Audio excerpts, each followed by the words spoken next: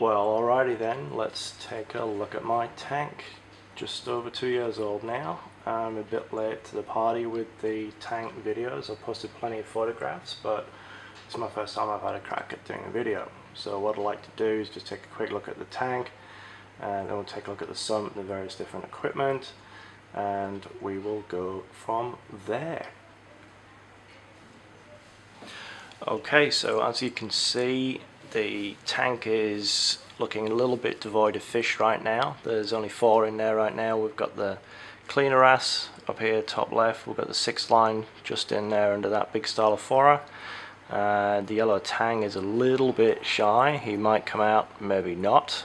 I can see a couple of the peppermint shrimp having a bit of a wrestling cave under there, and my flame hawkfish should be around.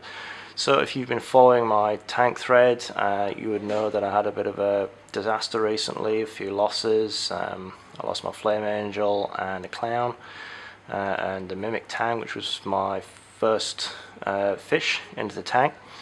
I have a clown and a foxface in treatment right now. Hopefully they should be good to go back in the tank very soon.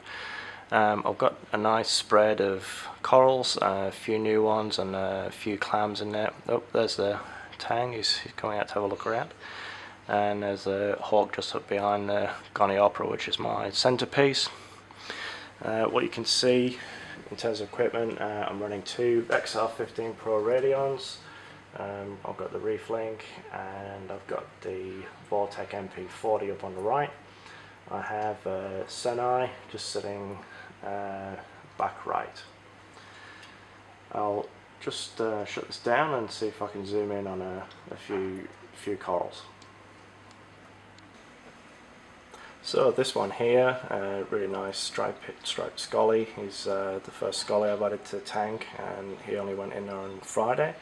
And just in front of him, down here on the sand, it's a really nice little fungi, little sort of blue-green chalice on Friday as well. I also picked up this nice small elegance coral on Friday. I've been wanting to pick up one of these for quite a while. You can't really see the vivid colour in the video because of the way the lights are right now. I'll try and figure that light colour balance out a bit for future videos. But this is quite a nice one. I've sort of avoided them till now because usually they're quite a big size, but he's quite a nice one. And something else I've been wanting to add for a while is frog spawns. It's a nice sort of little cornflower blue one here, and that's just sitting alongside my 2 hammers. And my idea there is to sort of add a few different contrasting coloured ones around it, so that they all form a bit of a nice sort of colourful mass in that area. Something else I picked up on Friday is, not too sure well you can see them, there's a nice couple of little zoas there. They've got a green centre disc and nice orange surround and brown tentacles, so those are really nice. Hopefully those will spread and they'll come out like the rest of the zoas I've got over here that are going all the way up at the back of the tank. I've also got a few sort of nice green ones down here. And they're all just sort of growing in together, which is forming quite a nice little pattern. And over here I got the sort of star of the show, which is the big goniopera.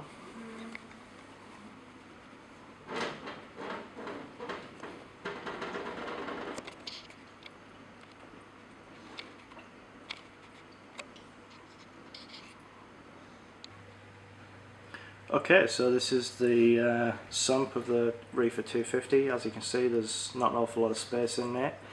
It's packed pretty tight. I've got my Tico chiller sitting there on the right, and I've fashioned a basket from Bunnings hardware store to hold my dosing containers. I've got the Nios Quantum 120 skimmer running in there, and a whole pile of marine pure sitting around. I'm using the filter socks, and at the moment I'm running the Red Sea Carbon and some Fosguard. I've got the two separate Kamoa 4-port dosing pumps. I'm only using the one on the right at the moment. I'm dosing Foundation, Red Sea Foundation A, Foundation B, no pox, and some iodine. I had some runaway green hair algae problems recently, and I stopped dosing the Red Sea coral colours for a while.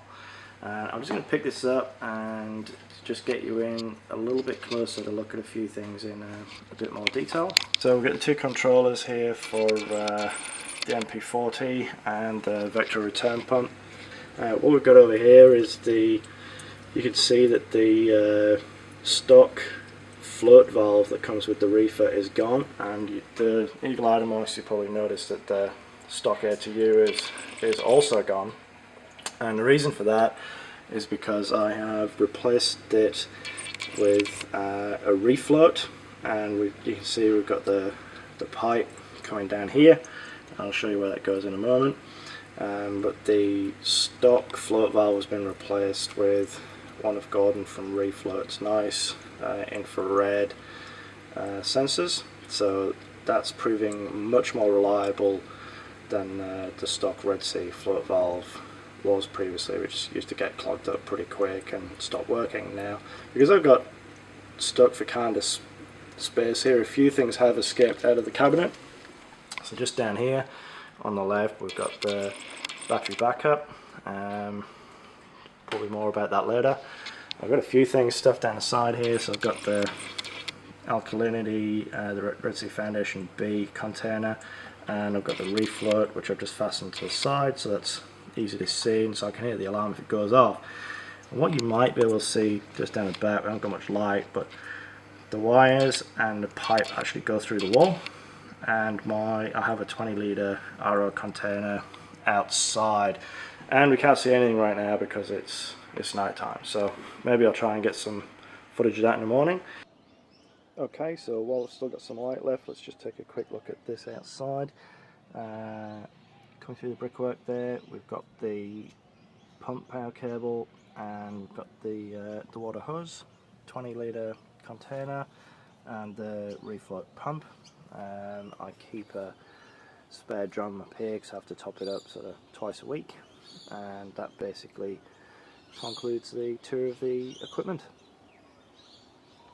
I'm just going to zoom back out and just get a full shot of the tank so you can see what it looks like. Let's close up the cabinet doors.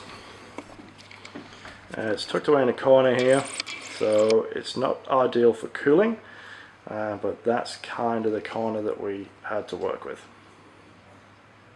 There's just one last thing before I wrap up this video. It's something that I'm going to come back to later, and I had a nice box arrive with a courier this morning, and this is dropped in from Aqua Depot in Perth, and hot off the boat into Australia I have got my hands on a Tons Stream 3.